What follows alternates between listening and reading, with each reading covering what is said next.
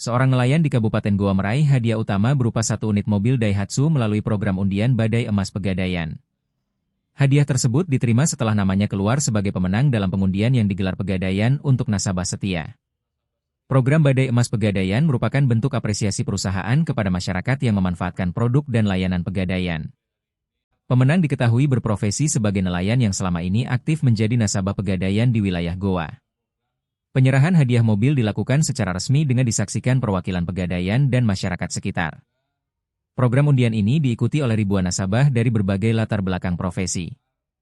Pegadaian berharap program Badai Emas dapat meningkatkan inklusi keuangan sekaligus memberikan manfaat nyata bagi masyarakat. Kisah kemenangan nelayan tersebut menjadi bukti bahwa kesempatan meraih hadiah terbuka bagi seluruh nasabah Pegadaian.